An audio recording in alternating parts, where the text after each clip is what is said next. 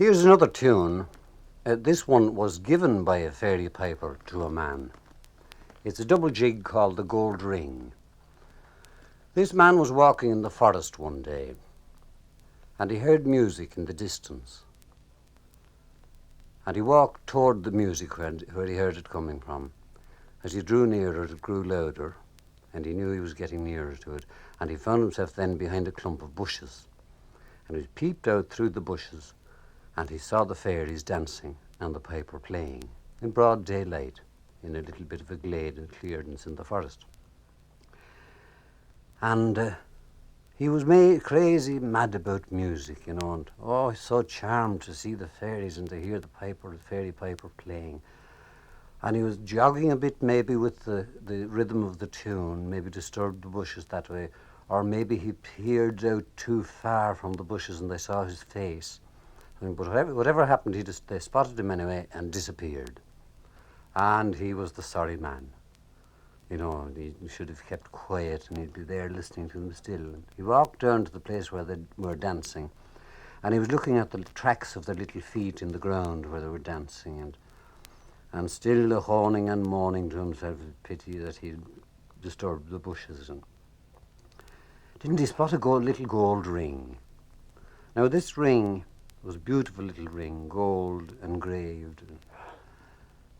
It was so small that it would I suppose it would fit, as I was told the story, on the little finger of an infant.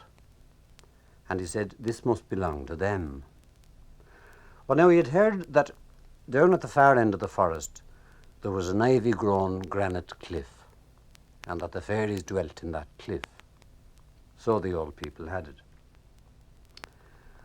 So he said he'd roll down that way, and he went down, and he kicked, like he kicked the heel, now, he kicked the cliff with the heel of his boot. And little man hopped out and he said, what's all the kicking and hoisting about going on? Oh, I'm very sorry, says the man. I'm the man who disturbed you up there while you were dancing.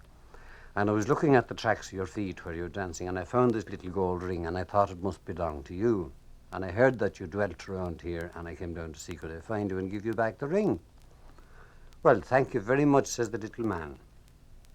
Now, for returning that ring to us, we grant you one wish. Anything at all that's within our power.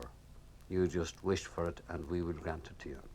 Well, as I told you before, the man was stark crazy about music.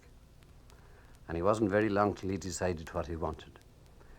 He said, what I would like is to know and be able to play that jig that the piper was playing when I disturbed the bushes. That's fine, says the man, that's easily done, he says. I was the piper. And he popped into the cliff and he popped out again with a little set of pipes and he played up the tune.